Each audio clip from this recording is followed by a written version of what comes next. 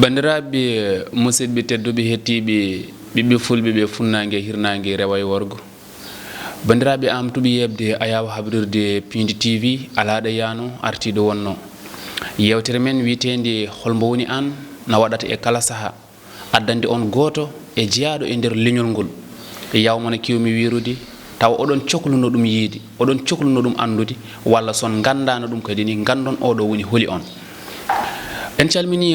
gardiɗo galle o Baba Abou Samba Diop lewlewal Pinal ha yetti omo ganduɗa ko Samba Diop Ndey Fatouma Sali Matimar e omo ganduɗa ko Thiatwalo walla mbiya Signe Mansour. En calmini khalifaɓe diini khalifaɓe aado hande noon ko goto e jeeyaɗo e nder diwan mo Podor e nder commune Guédé ene jeeya wuuro ene wiye Doye ɗo yeeso ma en gandu kanko woni holi on. Assalamu aleykum. Waaleykum salam ba Modi mi salminima mi yettima kadi également ko plaisir mawɗo welande welama mawɗo wonandemi arde ɗo hande Pindi TV e yewtide moon e oɗo émission mo ganduɗa hande yimɓe fof nen jeeb ɗum holmo woni an non tigi mi salminima no feewi e confiance mo joguiɗa e am ha waɗam invité en ɓooyi yidde joddade a noddi kam laabi kewɗi kono ko hande Allah hoddiri non tigi e ko weltare kadi c'est un plaisir non tigi ɗum noon ko weltare no wiiri ni koɗo men o wiyete ko Abdoulaye Sall o jaa koye wuro no wiye Doye Doye woni koye nder commune mo Guédé village yewtere nde wiyete ko holmbo woni an gasata wonde taw en calminani pelle yiɗɓe Pindi TV wonɓe e dunde Baba Adama onon kala on calminama on juurama jokke e yebde télé mon jokke e waɗande télé mon ko Pindi TV ko wona ko ɗum Abdoulaye Sall hol gonɗo Abdoulaye Sall nde kam koko ene ɗeɓi musde seeɗa wiide haalde hoore mum kono men eto ma eto mbeɗa wiye Abdoulaye Sall mbeɗa jeeya e guure ɗiɗi e nder Fouta kono so mbeɗa wiiɗo jeeya min mbiyami jeeyami ko Douye taw Douye jeeya koye dans la commune de Guédé et dans l'île à Morphil ko toon babam jeeya kono mbe jogui jeeyayam hono jumdonde machine toro mais kalami hande koye fannude mi woni holon min mbeɗa yi aduna hono wuure no wiye Njum kono noon mawnimi ko Douye ko toon mbaɗmi étude aji am Allah waɗi ha dañi yettima université de Dakar mbaɗimi intégré COSEC e guilnde hande mbeɗen ɗo waɗ évolué so ɗum yawti e nder COSEC mbeɗa jogui hen responsabilité alhamdulillah yettere Allah no feewi mbeɗa jogui e français ko wiyete ko chef département de l'administration générale tout ce qui est moyens généraux e nder entreprise o mais également mbeɗa waɗi représenté hono COSEC au niveau de la chambre de commerce internationale de Paris donc ɗum waɗi bo ñande en nogas nayyi lewru octobre ɗiɗo jawtuɗi onon fof jii hono lancement mondial des règles incotermes woni des règles de commerce en mbaɗi ɗum ɗo e au Sénégal pour la première fois donc yettude également COSEC na fof e yettude hono notre directeur général jogui cette vision là non tigi ko wona ko ɗum jeeɗa ko Douye so tawi en kaali Douye kadi ne kono gaga haade nden en duttoto e jangde Ablaye beela jangde makko less koto foto men o jangi haw ari ga e ndewkari walla kanko ndew jibinande ko Dakar o adda e chance mo joguimo ko yettude Allah no feewi kadi cycle am primaire ha lycée collège no witeni collège ha lycée fof mami ɗum ko Podor dans la commune de Podor c'est après dañmi nde bac en 99 2000 nden garimi université Dakar jeeymi holno wiyete que département d'anglais ko ɗum waɗi bom sa yi mes responsabilités au COSEC au niveau de la chambre de commerce c'est parce que je suis bilingue woni haalane les deux langues woni anglais et français ko ɗum waɗi mi waɗi toon ha dañmi maîtrise am nde gummimi ɗo nete jeeymi hono école ne wiye SIPDECO wadde hono diplôme en gestion nden so wadde master on parle diplôme supérieur de gestion des ressources humaines c'est là que mbaɗmi après Allah waɗi kadi mbaɗmi intégré COSEC jeeymi mbaɗoymi hono master 2 ISM institut supérieur de management mbaɗi management en ressources humaines comment gérer le capital humain so ɗum yewti min mbaɗi un autre master en transport ingénierie transport logistique au centre traitement de Dakar donc ko centre sous-régional ene waɗa former tous les cadres waɗa évoluer dans le secteur maritime exactement kala ko ɗum waɗi e Allah waɗi e ɗiɗo e hitande nde ɗo yawtinde encore minen mbaɗa hono master 2 encore en droit maritime nde wonno minen COSEC min goni koye transport maritime ene moƴƴi sa woni cadre mbaɗa évoluer e secteur o hono avec le professeur Ibrahima Khalil Diallo qui est un professeur émérite ganduɗo droit de la mer donc ko noon gueɗɗe mbayi guilɗen no minen ɗum noon ko no mbiruɗa ni nde tawno ina moƴƴi fuɗo neɗɗo o ɗo rewi ha wutti mbo ɓorna o ngam bandiraɓe paam wona wutti luɓal wona wutti dokkal ko wutte mbo jomum heɓani hoore mum sen jeehi to jangde to ina wawi jooto kono joni o gartuten koye gollargal ngal gonɗa ngal COSEC holno garduɗa hen beelo ko COSEC aɗa andi yettude Allah ko ɗum waɗi ñanden mbeɗa haalda ɗum e Boubacar Ba taw mbeɗa noddi kam minen mbaɗa contrat ndi hono manifestation min mbanno ɗo golle min mbanno ɗi ɗo hen nde gasnumi nde mbi mbeɗa yetto hono gorko goto hono Amadou Kane Diallo tigui ganduɗa dans e aduna neɗɗo foof wonɗo rewi haw yetto ɗo yetti ɗo ummade makko kanko Amadou Kane Diallo goɗɗe baɗe makko foof Allah toujours ma wonɗo rewni tan arsigi ma e ene wayni kankone ko hon noon min gardi haw waɗi kam recruté e COSEC e guilde en alhamdulillah rabbi o wonɗo no waso wonde ɗon en nde wonno o jangguini amen ko rewde lawol ko ɗum min mbaɗatno ko ɗum waɗi hay no yeehi nde ɗon en hay probléme goto min ngala au contraire que Allah waɗi alhamdulillah minen jetta Allah minen jeeya ko ɗon garten Amadou Kane Diallo mbiɗa on saha ko temps PDS wonno nde gonata nde toon nde garata nde toon on saha nde ƴetteteɗa nde ko temps PDS wonno kono en jii nde Amadou Kane Diallo sosi mouvement makko biyeteɗo ɓamtare kono nden on gondani firti ana heddito Amadou yeehi banggue jaaɗa banggue beela ɗum waɗani probléme ala mi yahani banggue ni min baddi minen jaadi bon min baddi hay mouvement ɓamtare kono à un certain moment ko ha joni mais à un certain moment neɗɗo wonno jettoɗa e aduna tan en moƴƴi daraɗa tan ƴewtoɗa seeɗa nde wonno sa jaggui en 2011 nde yimɓe mbaɗande renouvellement hono UJTL nden j'étais au PDS yimɓe fof ndendino mbi ko min eɓe kooli pour département o ƴetta ɗum kono noon hadma yettude département il faut ndewa taw ɗo koɗɗa ɗo woni gueɗe commune ma mi yi sukaɓe fof en ɓe sikki sa woni aɗa wonno toonete komi meeɗa yiide adunam sukaɓe gueɗenaɓe kam fof eɓe jalti e mbi Ablaye Sall yo won par ce que eɓe jogueyam yakar mais Allah waɗat c'est dans des politiques ene waɗi neɗɗo ene wawi waɗde choisir goɗɗo kadi Amadou Kane Diallo hedno caggal ma e kanke woɓɓe wona kanko tan e woɓɓe jagguno hen ha fewi awli ceelo en en woɓɓi kam fof jagguno hen mais kanko wonno yeeso taw haalde gonga kadi nden taw natti wonde COSEC il faut important de wadde préciser kono fof minen continue e golle ɗe Allah waɗi nden waɗi des choses ganduɗa hoore ma wajiɓe waɗi jingtere e nder gueɗe ɗe waɗi guyko entre parenthèse donc sa guyko mbiɗa de guyko waɗi guyka holno ko sifori je vais t'expliquer mami haalan no waɗi sifori aɗa andi pourquoi mbimi ko guyko nde élection pour wadde élire un secrétaire général de au niveau de la commune de Guédé de 11h ñalawma ha 11h jamma aɗa andi wonko woni ɗon nde yinde ha ɓooyi min mbaɗi constaté ko yimɓeɓe ko mawɓe nayeɓe garat jamma hedde 23h jamma ene mbaɗi kalaji mumen sa ƴewande ɓe gona jeuni mais en jogui carte uji kay jeyani carte uji boom nde mi gasni nde en mbi ko y a un écart de 6 voix je ne comprenais pas guil nden noon pour widem ko nden mbaɗimi découragé pere j'ai tout arrêté guil nden 2011 eyyi guila nden ka gummeɗo toon e nder commune ma poɗodiral ngal wonno ko an e Samba Tall eyyi wona Samba Tall ko ɗum yiɗi wiidem wona Samba Tall kono waɗi way kono Samba ko baɗanoɗo yeeso tan ko fawa yeeso mais Samba kañumen hoore mum ko pawanoɗo yeeso mais c'était pas Samba mais ko noon politique way noon sa yiiɗa neɗɗo won tan a waɗat a en tan peeje ma ƴeewe waɗe ɗum mais Samba en andi so huccita amin andi wona kanko mbaddannomi eyyi mbaddannomi ɓe ko yimɓe mawɓe nde wonno ko noon gueɗɗe mbayi e politique e mbeɗa andi mbeɗa jogui hande sukaɓe gueddena fof joguiyam confiance ɗum waɗi ñande fof eɓe ceerta e noddude e wiide il faut ko gara e nder commune o par ce que commune o en sohluma kadi mbeɗa andi commune o sohli kam kono noon wonko fadetno tan enen mbawi wiide joni yettima eyyi kono min jii ko ɗum ɓenni ko fewde joni min jiitanima e commune o Ablaye koko majji ɓe mbiyata ɓe natti yiide Ablaye mboɓe jogino on confiance hande ɓe natti yiide Ablaye ɗum ni holko saabi ɗum ko mbimami ko won neɗɗo mo fotani jamfadem so jamfima tan a ɗeɓat musdema seeɗa ɗesat musde ɗesat musde kadi en moƴƴi ko way noon jotɗa seeɗa ƴewtoɗa ko ɗum waɗi noon ko ɗum woni dumunnaji fof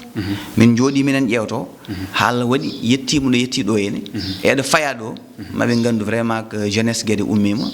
kadi ma darɗo fuɗɗo ma on gandu jeunesse gueɗe o ummima dawrugol mbiyen politique holko nannuma hen tan holko ɓurma hen holko nannuma hen aɗa andi minen on fait partie des premiers jeunes walla wona premier nden de PDS wuuri nde minen gonno nden hono responsable des jeunes dans le département ɗum waɗi noon on était incontournable haydara wawa waɗede taw min gonani ɗo nete e ko ɗum addi boom hay gandiral amen kan jallen waaɓe kan jallen Moussa Sow en waaɓe noon kamɓe fof ɗum waɗi min gandidiri e politique o kono noon gueɗɗe mbayi e nder hen waɗi alliance uji min mbaɗi des alliances maintenant pour yettade yetta ɗo wonno jettoɗa neɗɗo fof ma yiiɗa fondir ma gara e mum kono noon ana jogui choix tan mo mbaɗɗa o visé ha Allah waɗi ɗo Allah waɗiri ni ko ni gueɗɗe mbayi ko no Allah waɗiri no wayni kono holmo puɗɗiɗa kadi ni golladade e nder politique mo puɗɗiɗa tan golladade ganduɗa hande so tawi woni on joɗinomo wima accu accat so wima ya yaaru yeeso aɗa wawi yaarude yeeso jokka e golle ma bon aɗa andi idimi andirde koye Hawly Thielo e Hawly Thielo ko ɗum waɗi ha gandirmi kan Diallo nde yehi nde en 2012 noon ko ɗum jino 2011 waɗi rupture seeɗe nde wonno en certain moment minen on avait jugé nécessaire ko Podor yiyani hoore mum eko watte ko min mbaɗi créé ene wiye Podor va mal eɓe gondani hen kamɓe responsable wonnoɓe ɗo non woti kono min mbaɗi assumé noon responsabilité min jeehi min mbaɗi allié hono candidat Macky Sall en wawi Macky min président Macky min gandirani no fewi mais ɓurnom andude c'est le numéro 2 kañum woni min baddanno réunion ji min jaaha e nder te débat hono maître Aline Badara Cissé qui est un grand ami à moi et mbe waɗa profito encore e période pour waddembo jaale woni ɓii ko andi ɓii ken sanki ñande en aux États-Unis yo Allah yurmo donc wiide Allah yurmomo yafombo woni gueɗɗe mbayi guilden noon min mbaɗi rupture pour wiide que maintenant nous voulons le changement et Allah waɗi changement min jinno Allah addi ɗum hono président Macky eyyi guilden noon ha joni amin mbaɗa activité ji no fewi mais hay politique o sa ƴeewi minen ɗemno ɗum ustude seeɗa min mbaɗatno ko wiyno ko politique de développement politique ɓamtare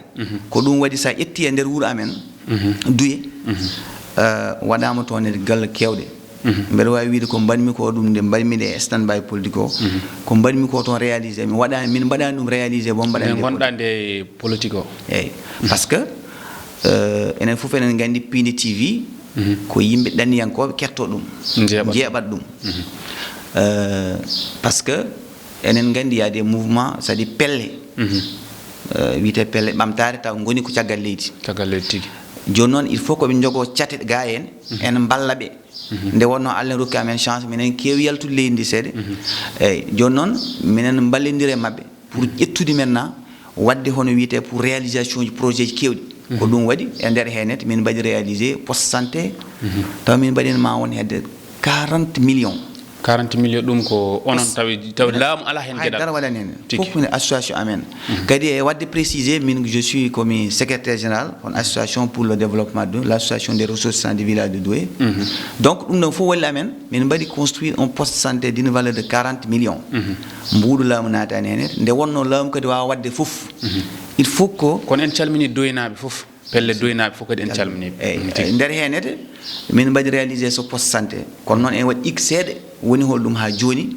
ko wuuro ngo kuttinat yobde hono infirmier chef de poste ɗum beela on jokkodiri état pour wawde on tawde ko wuuro ngo continat e yobde pour état wooda ko jaggarani moon wawa yobde waɗama foof peut être enen mbawi wi c'est en bonne voie minen paada kono noon kala ko fonno waɗede e recours fonno waɗede e lettre waɗama e hande Douyi fait partie e village uji ƴettaɗi ɗi taw ene mbaɗe érigé en poste de santé nde wonno poste mahaɗo ɗo net waɗa équipé hay lawol Douyi ene sohli kadi lawol e lawol ngo enen gara hen men gara hen hande aɗa andi men gartone andi ila morphil ko ɗon garanmi kadi e batti won kadi oɗo goto objectif goɗɗo min ƴetti kadi e nder fandare e nder département de Podor o aɗa andi ila morfil ko woni ko cette bande de terre woni leydi gondi hakkude maayo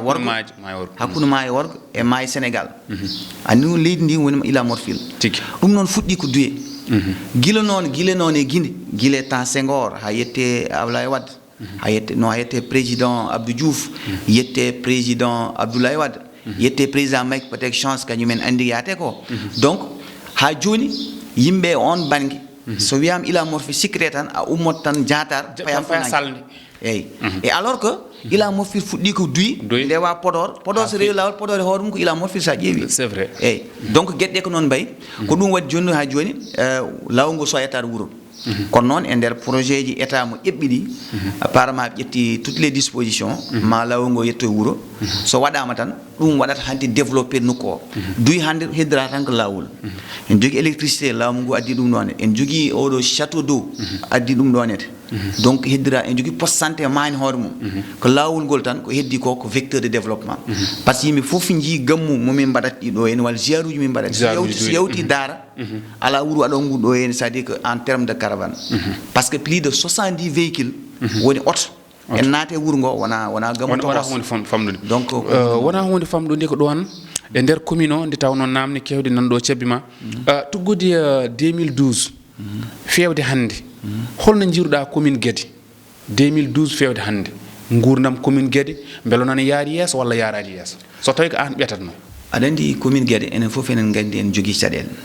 e wadde encore de passage salminde on monsieur le maire kono yimɓe fof Mamadou Bocar Sall en mbaɗama saluer de passage kono noon wiide caɗele nden ɗon e yettude également hono président Abdoulaye Elimane Dia kalajo mo ganduɗa hande minen gonde ligguey mawɗo e département de Podor ene wawi ɗum ɗo nete wonta e yewtere nde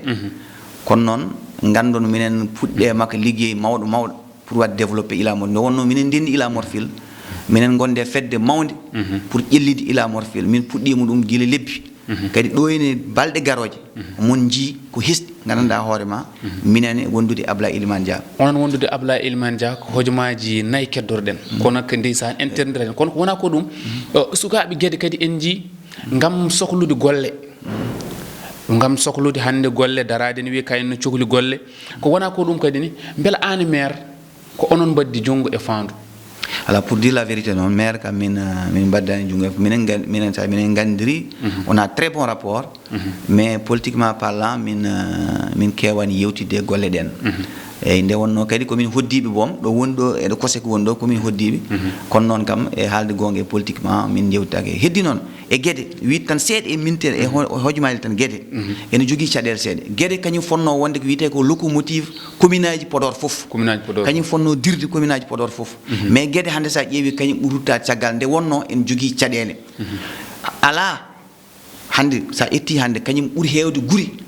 e nder commune aji ɗi foof kañum ɓuuri hewde ressource uji way komi hewde leydi kono noon fof yimɓe gartam jogui mais heewi caɗele caɗele ɗe noon mbe sikki ko wono maire yo ko wono goɗɗo jiɗɗo wonde maire yimɓe fof jooɗo jewtide mbaɗa ko wiyete ko un diagnostic ƴeew probléme o par ce que gueɗe heewi caɗele e caɗele ɗe ko enen sukaɓeɓe mbawi ɗum réglude ko maire anda ɗum il faut ko liggodo e sukaɓeɓe pour wadde relever le défi kadi inchallah élection ngaji garoji mam gandu sukaɓe darima ngam ƴellide nde wonno a haali ɗo liggey il faut ko yimɓe dañne hono golle tigui ko mbawo yarinde commune o yeesa commune o kañum foti wonde mbimam so yewti commune Djoum peut être e commune Hayra Law commune Guédé fonno wonde commune ɓuɗɗuma par c'est la plus grande commune rurale kono noon fodde capannayyi e jeetati village sans compter les hameaux donc on commune ko mawɗo donc min mbe sikki en namni vision woni yiyande kuccam pour wadde ƴellidde cette commune là e ɗum noon mbe sikki gueɗena fof pour darade yewtere nde ne weeli beela anna yi wonde maire andi mi yawi wiide mi yiwonde maire mais inchallah ɗo faya ɗo ma andu est ce que mi yiɗi wonde maire walla mi yiɗa wonde maire mais quand même mamin gone équipe baɗo o dirigé so Allah jaaɓi woni mairie de Guédé so Allah jaaɓi ɗum ɗon hande ne jogui toon mo cikkuɗa pour wallodirde mum en jii toon Oumar Baba en jii toon Ablaye Daoud Houdi en Aram en heewi mamin jaggodiri hen Habi Sidi Ba en minen fof mamin jaggodira ngam ɓamtude Guédé e mbeɗa andi inchallah min jiɗi ko si une équipe homogène des jeunes taw enen jogii pinal en jogii yiyande pour ɓamtude gueɗe par ce que gueɗe foti ɓamtede mais fotani yaarude caggal donc yettudemi no feewi également non e wiide mi weltima no feewi no feewi merci beaucoup konngol ma mbayni ko idi fof ko yettude hono Pindi TV Pindi TV e wiide ɗum ɗo ene que c'est une nouvelle vision de la télé e ena softina hono enen fuutankoɓe e ɗum ɗo ko ñagade Allah yo continue ha wayno 2S ha ɓuur 2S ɗum tan jogui mbeɗa haalen mi yetti mon no feewi e wiidema annen ko mbatta ko yimɓe fof jii ɗum kadi gueɗina fof ne beltema Podor naɓe beltema Sénégal en beltema e salminde l'ensemble de votre équipe e wiide tiina ɗe yo Allah sellin doole e yimɓe nen ƴewti mon no feewi nde wonno gande kadi e internet o yimɓe nen mbaɗ mon suive no feewi kala mbaɗɗon posté yimɓe nen keɗo nde wonno émission ngaji mon keewi fayida mi salminima seydi Ba ɗum noon bandiraɓe yeɓoɓe Ayawa habrirde Pindi TV inviten ɗo ko neɗɗo en jiiɗo rewi ɗo wona eɗen mbawide hayso ballal woni hen kono o liggi ha o yettiɗo kadi ko sukoɗo batte duuɓi kono ko mawɗo ɗo batte hakkille soko Allah yewtere nde e gollorgal makko biyete ngal COSEC ɗo woni ɗo eɗen mbawna ɗon tan haadde kono yewtere nde hojomaji ɗi tan mbaɗɗen no mbaɗirɗen ni memɗen to memɗen ga Ablaye Sall ko neɗɗo mo ganduɗa kadi ni ko newiɗo ko ni jiɗirɗen leñol ngol goto foof ene jogui kina fammina mbimi yewtere nde ko holmbo woni an noon neɗɗo fof no ara ɗo mbimi gonɗo e leydi ndi baɗɗa nafoore on jiyat ɗum ɗo ɗum noon wonani en kadi belamma saabu ɓoyani ko o wonani ɗo e nder leydi ndi kadi fuutankagal ina ɓendimo no feewi kala to nodda kadi no o nototo ko wona ko ɗum en jetti mawɓe Pindi TV baba Abou Samba Diop ndey Fatouma Sali Matimar Thiatwalo ɗum noon yewtere men holmo woni an kadi ni ko ɗo wayniri en ha saaha goto bandiraɓe joguiɓe pelle yiɗɓe Pindi TV jokke e yebde télémon jokkon e gollodirde télémon kala no cohlirɗon ene jiɗirɗon télé ɗe gara e mon ma gare mon ɗum noon ko gorko mbo Douye woni koye département Podor commune Guédé village Allah jarama on jarama ha saaha goɗɗo merci beaucoup merci